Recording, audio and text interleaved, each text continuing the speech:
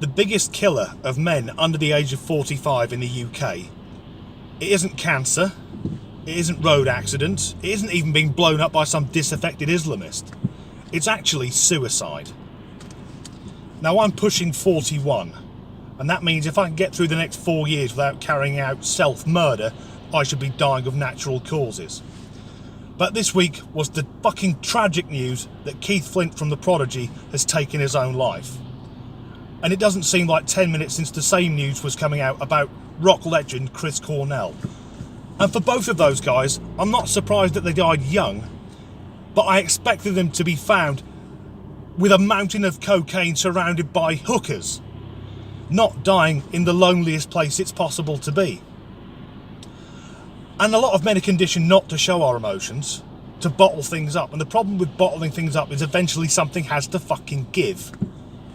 And often what happens is a bloke will absolutely lose his shit about something that's got nothing to do with what he's actually upset about. And the other thing that happens is checking yourself out early, as it were. And it doesn't help that everything male is being fucking vilified at the moment. Gillette, their latest ad campaign that blew up in their faces, was basically a short film, the essence of which was, "Men, aren't you fucking terrible? How do you live with yourselves?" Please continue to buy our overpriced razor blades. And the patriarchy, this mythical fucking beast which only a few swivel-eyed loonies on the internet had heard of a few years ago, now gets discussed on fucking Newsnight.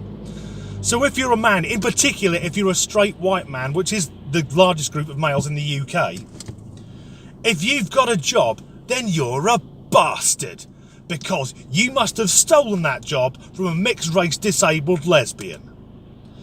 And if you haven't got a job, you're an even bigger bastard, because you're claiming benefits, taking money out of a failing system that could have gone to the NHS. Why don't you go down to hospital and strangle babies, you sick fuck?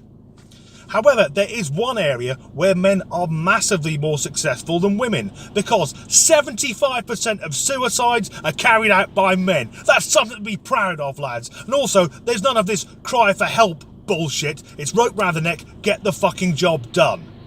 For God's sake, if you are in a bad place, call someone. And importantly, if you know someone who's going through a hard time, check in on them. Give them a call, text them, it'll make a massive difference. Fuck me, that was hard to get through, wasn't it? Don't worry, normal service will shortly be resumed, and I've just read a story explaining that knitting is a form of racism.